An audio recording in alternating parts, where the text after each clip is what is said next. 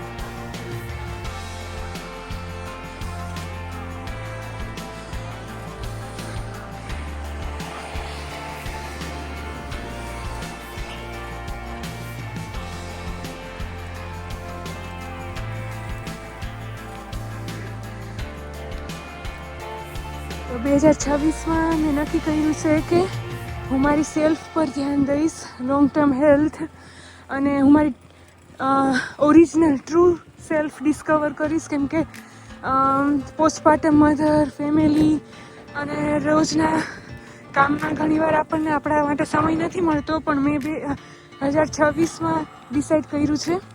Resolution નામ નહીં આપું, કેમ કે રિઝોલ્યુશન તૂટી જતા હોય છે ઘણા ખરા, પણ મારું કન્સિસ્ટન્સી ઇઝ ધ કી.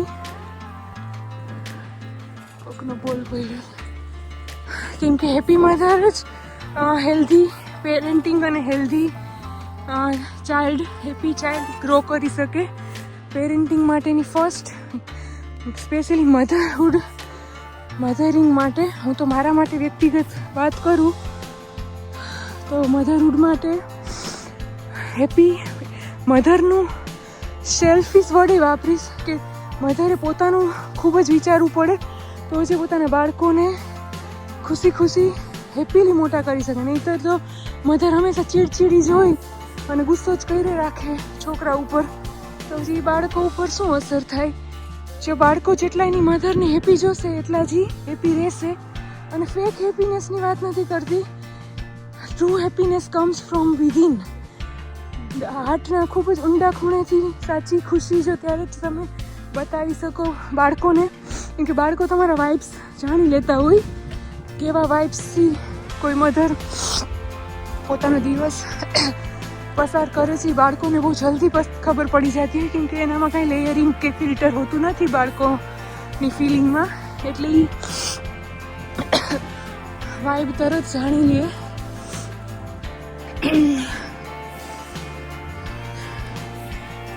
એટલે મેં નક્કી કર્યું છે કે હું જ્યારે પણ સમય મળે ત્યારે મારા માટે, અત્યારે ઘરે મારે રસોઈને બધું બાકી છે, રાજમા બીન્સ પલાળ્યા છે, એનું બધું કરીશ. પણ નવમીને સુવડાવી, નવ્યાને સ્કૂલે મોકલી, નીરવ ઓફિસનું કામ કરે છે, તો મેં કીધું કે ધીસ ઇઝ ધ ટાઈમ જ્યારે હું મારી સેલ્ફ માટે થોડુંક ચોખ્ખી હવા લઉં, તડકો લઉં. વેધર તો -3 ડિગ્રી છે.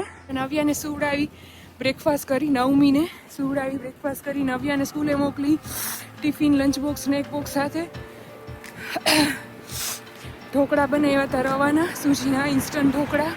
પલાળી હતી સૂજી રાતે. અને નવમીને સુવડાવી ફર્સ્ટ નેપમાં, કેમ કે પહેલી ઉઠી જાય સવારે અને હું ઉઠી ગઈ હું એટલે એ ઉઠે એટલે તો ઉઠી જાય.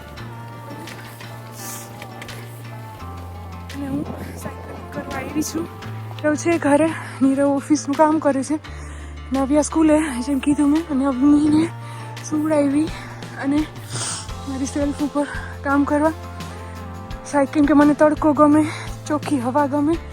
વેધર -3 ડિગ્રી છે, છતાંય બધું પહેરીને નીકળી છું. અને મોટું રાઉન્ડ મારી લીધું. 2-2.5 કિલોમીટર તો થઈ ગયા હશે, ઓલમોસ્ટ 3 કિલોમીટર જેવું સાયકલિંગ.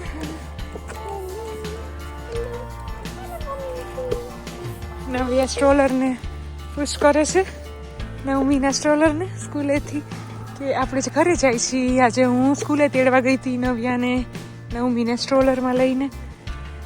વેધરમાં આજે સ્નો નહોતો પડતો ને, એટલે મેં કીધું ચાલો આજે થોડુંક, મારે ઠંડુ તો છે જ વધારે, પણ બધું પહેરાવીને ગઈ છું નવમીને. નવ્યાએ તો બધું પહેરેલું જ છે. અને નવમીને નવમીને મેં બ્લેન્કેટ ને બધું બંડલ અપ કરી દીધી છે, સ્વેટર ને. તો આજે હું ઘડીક વાર પાર્કે રમતી હતી કોરા સાથે. અને આ નવમી દેખાતી નથી એટલા માટે આગળ જાઉં છું. હા, એ તો બધાને ખબર જ હશે, બીકોઝ મારો અવાજના લીધે બધાને મારા અવાજ તો ખબર જ છે ને. હા, એ બધું સરપ્રાઈઝ થઈ જશે. હા, બધા મને ફ્યુચરમાં આવું ઘર દેવું છે. હા, પણ જે ઈ ઘર હતું ને, એને ઉપર એક એક્સ્ટ્રા વિન્ડો હતી, એટલા માટે મને ઘર લેવું હતું. અને હમણાં અને પછી એક ઓન સેલ ઘર હતું, અને મને જોતું હતું, પણ આપણે ખાલી ઓલરેડી એક ઘર છે તો લેવા નહીં એટલું જલ્દી.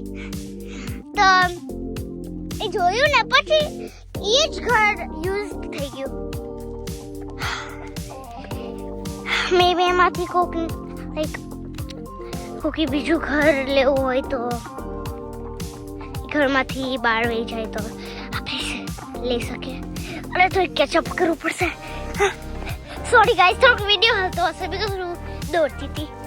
હવે વોક કરું છું. કેટલા દૂર છે મારાથી. જય Shri Ram, Har Har Mahadev. I hope you enjoyed the vlog.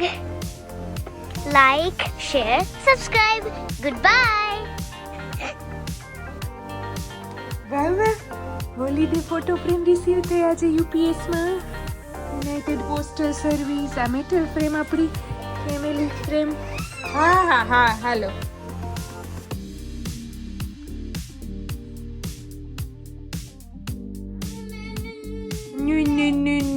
Mummy દૂધ તો પીવડાવ્યું તો શું કલર? મમ્મી ખોલી લે ને metal frame. So beautiful. Let's see. So beautiful big frame.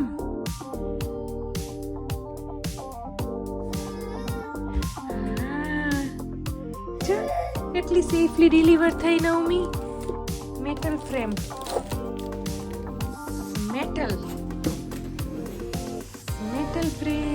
Navya નવમીની, એક નવ્યા દીદીના 7th બર્થડેની.